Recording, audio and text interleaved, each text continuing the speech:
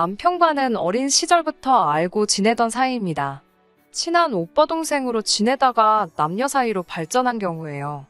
특별한 계기가 있었던 건 아니지만 제가 힘든 순간마다 옆에 있어준 사람이 남편이더라고요. 제가 그 사실을 깨달았을 때쯤 남편이 먼저 사귀자고 고백을 해왔고 이후로 저희 관계는 남녀 사이로 급속도로 달라졌지요. 다른 연인들처럼 때로는 다투기도 했지만 큰 문제 없이 인연을 만났어요. 둘 다 적지 않은 나이였기 때문에 사귀면서 결혼 이야기도 종종 나눴었고요.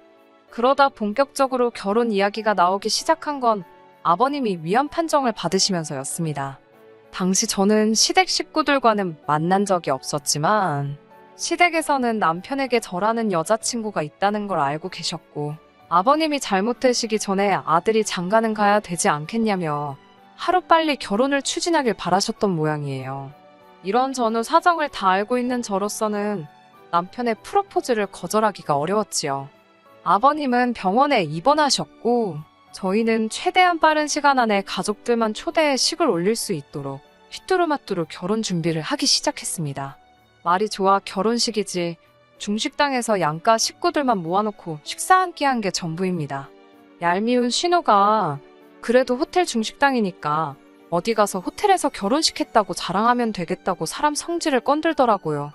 그런데 식을 올리고 나서야 아버님의 위암이 오진이었다는 사실을 알게 되었습니다. 오래된 궤양이 뭉쳐서 위암으로 보였던 거라며 사실은 간경변이라나 당장에 6개월밖에 못 사실지도 모른다 소리를 들었다가 간경변이라 하니 온 집안이 축제 분위기였어요. 남편도 너무 기뻐했고 저도 물론 기뻤지요. 하지만 조금 속상하기도 했습니다. 그 오진만 아니었다면 일생에 한 번뿐인 결혼식을 그렇게 번갯불에 콩 구워 먹듯 휘뚜루마뚜루 할 일은 없었을 테니까요.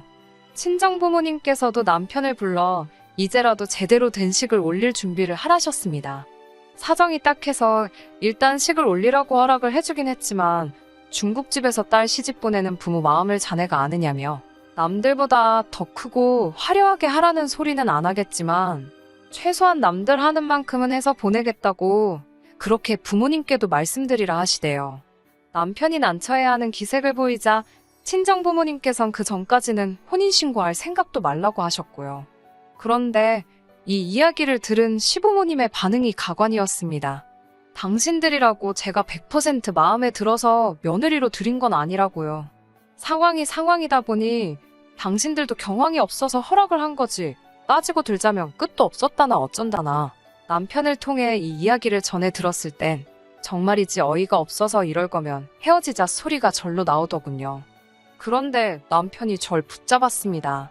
부모님을 모시고 살 것도 아니고 저희 부모님이 먼저 혼인신고를 가지고 해라 마라 소리를 하시니까 시부모님도 속상하고 서운해서 그렇게 말씀하신 거라며 우리가 이해해 드리자고요. 솔직히 시부모님께 서운한 마음이 들었지만 이후로도 남편이 제 마음을 달래주려고 몇 차례고 성의껏 사과를 해왔기 때문에 당시에는 그래도 남편은 정신이 똑바로 박혔구나 싶어서 헤어지지 않았습니다. 시부모님이 뭐라고 하신들 모시고 살 것도 아니고 무엇보다 남편과 저 두 사람 사이는 좋았으니 크게 신경 쓸 문제가 아니라고 생각했고요. 그렇게 신혼생활을 시작했습니다. 대출까지 받아서 들어온 전셋집을 비워두는 것도 아니다 싶어서 식은 내년에 올리고 일단 살림부터 시작한 거지요. 그런데 같이 살기 시작하니까 이 남자가 내가 알던 사람이 맞나 싶은 순간이 여러 번 발생했습니다. 뭐 양말 뒤집어 벗어놓고 이런 수준이 아니고요. 사귀는 내내 저는 남편이 시부모님과 통화하는 꼴을 본 적이 없습니다. 그래서 전형적인 무심한 아들이라고 생각했고요. 그런데 저한테는 일주일에 3번은 전화를 드리고 2주에 1번은 어머님 아버님과 만나 맛있는 것도 먹고 어디 구경도 시켜드리고 그러기를 바라더라고요. 처음에 남편이 아무렇지 않다는 듯 그런 이야기를 꺼내는데 너무 황당하더라고요. 제가 웃으면서 내가 전업주부면 그렇게 하겠지만 나도 오빠처럼 회사를 다니지 않냐. 그건 어려울 것 같다고 딱 잘라서 말했습니다. 그러자 남편이 한다는 말이 전화통화를 뭐 1시간씩 하라는 것도 아니고 그냥 안녕히 주무셨냐. 몸은 건강하시냐. 그런 것만 여쭤보면 된답니다. 제가 알다시피 아버님이 어쨌든 죽을 고비를 넘기지 않으셨냐면서 며느리가 신경 써드리면 좋아할 거라나요. 어이가 없어서 제가 그게 무슨 죽을 고비냐고 모진이었는데 그러자 남편이 아버님 자신을 포함해 온 가족이 아버님 돌아가시는 줄 알고 얼마나 심적으로 힘들었는지 아냐며 저더러 저는 안 힘들었는지 아무렇지도 않았는지 묻더라고요. 당연히 걱정했고 속상했다. 하지만 오진이라지 않냐. 그러면 다 잘 된 거 아니냐.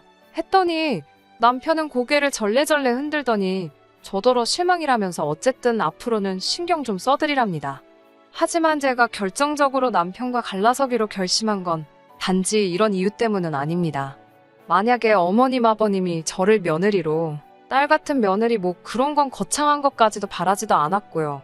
그저 며느리로만 제대로 인정해 주셨어도 이렇게 진흙탕 싸움까지 가지는 않았을 겁니다. 남편이 원하는 만큼은 아니었겠지만 그렇다고 제가 시댁이라고 무시한 건 아닙니다. 적어도 한두 달에 한 번은 산으로 둘러 모시고 나갔고 남편이 말하는 안부전화도 생각날 때마다 한두 번 정도씩 했습니다. 하지만 그런 건 아무 소용도 없더라고요. 어머님 생신 때 있었던 일입니다. 사실은 경기도 외곽에 유명한 한정식 집이 있다길래 그쪽으로 모시려고 했는데 어머님 말씀이 원래 며느리 들어온 첫 해에는 며느리한테 생일상을 받는 거라고 하시더라고요.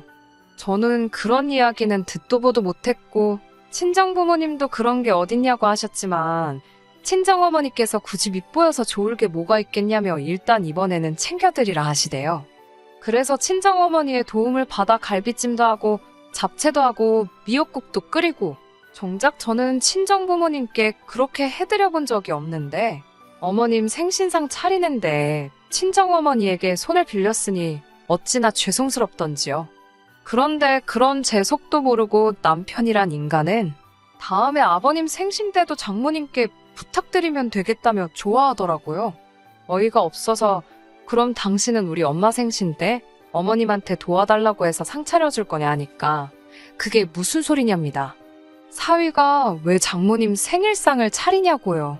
며느리야 여자니까 하는 거고 자기는 사위고 남잔데 그런 걸 어떻게 하냐고 해서 솔직히 남편이 저희 부모님 생일상을 차려드렸으면 하는 그런 기대는 원래도 없었고 이건 뭐 한마디 싸붙일래도 말귀를 알아들을만 해야 싸붙이지 끝도 없겠다 싶더라고요. 한심하게 한번 쳐다봐주고는 웃기지 말라고 했어요. 어머님 생신이니까 한번 해드리는 거지. 돌아오는 아버님 생신부터는 외식을 하던지 아니면 신우한테 차리라고 하라고요. 남편이 그런 게 어딨냐고 아버님도 며느리가 차려주시는 생일상 기대하실 텐데 어쩌고저쩌고 떠들어대는데 대꾸도 안 했습니다. 그리고는 이튿날 어머니가 해주신 음식들 바리바리 싸들고 시댁으로 향했어요. 남편이 말하길 신우 남편은 선약이 있다고 안 온다고 했답니다. 무슨 선약인데 장모님 생신에도 안 오냐고 물으니 남자들끼리 낚시를 가기로 3주 전부터 약속을 해놨어서 못 온다더래요. 어이가 없어서 어머님도 아시냐 뭐라고 안 하시냐고 물으니 별로 신경 안 쓰시는 눈치랍니다. 말이 나와서 말이지만 저희 어머님께서 신우 남편 그러니까 사위한테는 아주 꼼짝을 못 하세요. 이제 다 끝난 마당에 제가 못할 말이 뭐가 있겠어요? 신우는 혼전 임신으로 결혼을 했습니다. 문제는 아이 아빠였어요. 당시 신우는 5년이나 사귀던 남자가 있었는데 아이 아빠가 그 남자가 아니었거든요. 어떻게 아이 아빠를 판명해냈는지는 모르지만 언뜻 듣기로는 나이트에서 만났답니다. 신우 남편은 저희 남편보다도 한참 어려요. 그러니 양쪽 집안이 완전히 뒤집어졌었답니다. 저희 아버님 어머님은 딸을 미혼모로 만들 수는 없었으니 빨리 결혼하라고 난리를 치셨지만 정작 애 아빠란 사람은 신우한테 속아서 잠자리를 가진 거라며 절대로 결혼은 안 한다 버텼다고요. 실제로 신우가 나이를 8살이나 속였답니다. 나이트 조명도 어둡고 술도 들어갔으니 안 걸릴 줄 알았다나요. 아무튼 결국엔 아버님 어머님이 그 남자 쪽 부모 앞에서 딸 받아달라고 무릎까지 꿇었답니다. 그렇게 결국 남자는 빈몸으로 오고 아버님이 대출받아서 신우 결혼시켰다던데 지금도 정확한 속사정은 모르지만 그래서인지 신우가 자기 남편한테 절절맵니다. 시부모님도 마찬가지고요. 아무튼 시댁에 도착하니 역시나 신우가 애만 데리고 와 있더군요. 신우가 절 보더니 왜 이렇게 늦었냐며 배고파 혼났다고 짜증을 냈습니다. 무시하자 생각하며 케이크는 사오셨냐고 물으니 냉장고에 있답니다. 슬쩍 봤는데 케이크 모양이 이상하더라고요. 살짝 열어보니 벌써 누가 손을 댄 거예요. 남편도 보더니 케이크가 왜 이러냐고 먹던 거냐고 신우한테 물었고, 그제서야 신우가 자기 딸이 배고프다고 해서 한 조각 잘라 먹었답니다. 어이가 없어서 한숨이 저절로 나오대요. 누가 그러더라고요? 꼴 보기 싫은 사람은 꼴 보기 싫은 짓거리만 한다고. 신우가 딱 그랬지요. 제가 그래도 그걸 먹이면 어쩌냐고 하니까 이번엔 어머님이 나서서는 애가 배고파서 먹었다는데 뭘 그렇게 예민을 떠냐입니다. 남편도 냅두라는데 솔직히 그런 상황에서 제가 무슨 말을 하겠어요.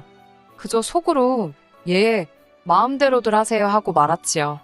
그리고는 상을 차리려고 부엌에서 제가 해온 음식들을 꺼내놓기 시작했습니다. 그런데 신우가 어슬렁어슬렁 부엌으로 들어오더니 이번엔 제가 잘 차려놓은 음식들을 맨손으로 집어먹기 시작하더군요. 쪽쪽반 그 손으로 자기 애 입에도 넣어주고, 제가 지금 뭐 하는 거냐니까 제가 제대로 해왔는지 검사하는 거랍니다. 그러더니 좀 이따 어머님한테 쪼르르 가서 뭐라고 쑥덕쑥덕 하는 것 같더라고요. 어머님께선 알겠다 하시더니 저더러 그릇에 꺼내놓은 음식들 다시 다 포장하랍니다. 저는 음식에 무슨 이상이라도 있나 싶어서 놀란 마음에 왜 그러시냐 물었어요. 그러자 어머님께서 하신다는 말씀이 신우가 너무 맛있어서 집에 가져가고 싶다고 그랬답니다. 신우 남편이 좋아할 것 같다면서요. 그러면서 덧붙이시기를 제가 해온 음식은 전부 신우 싸주고 우리는 그냥 나가서 먹잡니다. 그리고 다음에 또 해오래요. 속도 상하고 동시에 어처구니가 없어서 이번만큼은 그냥 못 넘어가겠더라고요. 참다 못한 제가 속사포처럼 속에 있는 말을 쏟아냈습니다. 제가 좋은 대로 모시겠다 했을 땐 무조건 며느리한테 생일상 받으셔야 한다셔서 회사에 연차까지 내가면서 다 만들어 왔더니 신우 주신다는 게 말이 되느냐고요. 그러자 어머님이 저더러 그게 억울하냐입니다. 어차피 당신 먹으라고 해온 음식이면 당신이 먹던지 똥을 닦던지 동네 거렁뱅이한테 주던지 신경 쓰지 말아야지. 뭐 얼마나 생색을 내고 싶어서 이러는 거냐고요. 제가 어머님께 무슨 말씀을 그렇게 하시냐고 받아치려는데 이번엔 신우가 나서서는 됐다고 필요 없다고 포장하지 말랍니다. 치사하고 더러워서 안 가져간다나요? 저는 신우한테도 말 그렇게 하는 거 아니라고. 나도 이 음식들 하느라 시간 쓰고 돈 쓰고 들인 정성이 있으니 어머님께 서운해서 그러는 거라고 받아쳤습니다. 그러자 신우가 돈이 문제냐며 한 10만 원 주면 되냐입니다. 진짜 또라이인가? 미친 엑스 소리가 입 밖으로 튀어나올 뻔한 것 간신히 참고는 신우가 손댄 부분만 싱크대에다 보란듯이 버리고 남은 것만 챙기기 시작했어요. 그러자 안방에 계시던 아버님까지 나오셔서는 왜 좋은 날 집에서 큰 소리가 나냐며 저더러 여기서 네가 소리 지를 상대가 어디 있냐입니다. 생일상 한번 차리라니까 아주 집안을 쑥대밭을 만들어 놓는다면서 남편까지 저더러 왜 이렇게 일을 크게 만드냐는데 그땐 정말 서럽더라고요. 그런 제 속도 모르고 남편은 빨리 어머님이든 신우한테든 가서 미안하다고 사과하랍니다. 저는 남편한테 이렇게 말을 잘하면 아까 네 누나가 헛소리 할 때나 한마디 하지. 그땐 어디 별나라 가 있었냐고 소리를 내지르고 먼저 집으로 와버렸네요. 그리고는 집에 먼저 왔는데 생각할수록 분하고 괘씸하더라고요. 더 열받는 건 남편은 그 와중에 기어이 시댁에서 밥을 먹고 왔다는 거예요. 아주 꼴도 보기 싫어서 본체만 제 방에 들어왔는데 남편이 따라 들어오더니 똑같은 소리를 또 하기 시작했습니다. 어머님께서 다른 며느리들은 시어머니 생신이면 돈도 50만 원, 100만 원씩 척척 내놓고 생일상도 다리가 부러지게 차려준다는데 그까짓 거 음식 코딱지만큼 해와서는 그거 지 신우 사줄까봐 절절 매는 꼴이 뭐냐고요. 솔직히 남편이 그래도 제 편에서 서줬다면 제가 그렇게 감정적이진 않았을 거예요. 하지만 남편까지 저더러 숙이고 들어가라니 더 말해서 뭐 하겠나 싶더군요. 이후로 며칠 동안 남편과는 냉전 상태로 지냈습니다. 그렇게 한 2주쯤 지났을까요? 당연시 시부모님께 드리던 전화도 안 했고 찾아가는 일도 없었지요. 그런데 어머님이 웬일로 먼저 연락을 해왔습니다. 안 받으려고 했는데 혹시나 사과하는 전화일 수도 있다고 생각해서 전화를 받았어요. 전화를 받으니 대뜸 당신한테 뭐 할 말 없냐십니다. 무슨 말을 하는 건지 모르겠다고 지금 어머님이 전화를 거신 거 아니냐고 물으니까 저더러 사과 안 할 거냐고 묻더군요. 당신 생일도 망쳐놓고 신우한테 사가지 없게 행동한 거 반성 아직 다 못했냐고요. 제가 할 말이 없어서 아무 대꾸도 안 하고 있으니 어머님은 당신 좋을 대로 해석을 하셨습니다. 제가 너무 죄송해서 말을 잇지 못한다고 생각하신 모양이었어요. 그러면서 하시는 소리가 신우네 시어머니 생일이 2주 후랍니다. 그런데 너도 알다시피 신우가 음식 솜씨가 좋지 못하지 않냐면서 저더러 가서 신우네 시어머니 생일상을 차려주라는 거예요. 어이가 없어서 어머님께 지금 무슨 이야기를 하시는 건지 아시냐고 물었습니다. 그러자 어머님께선 네 신우 마음에 안 들고 싶냐입니다. 신우한테 점수 좀 따야 하지 않겠냐고요. 제가 신우한테 점수를 왜 따냐고 어이가 없어 되물으니 어머님도 마땅한 대답이 없으셨는지 잠깐 멈칫하시더라고요. 듣다 못한 제가 어머님께 억지 쓰지 마시라고 그러고는 전화를 끊었습니다. 그날 밤 남편과 아주 한바탕 했습니다. 남편은 자기 어렸을 때 누나가 얼마나 잘해줬는지 너는 모른다면서 자기 누나가 없었다면 자기도 지금 이 자리에 없을 거래요. 그래서 알겠다고 신우가 너한테 잘해준 거 그러니까 너도 앞으로 신우한테 잘하라고 했습니다.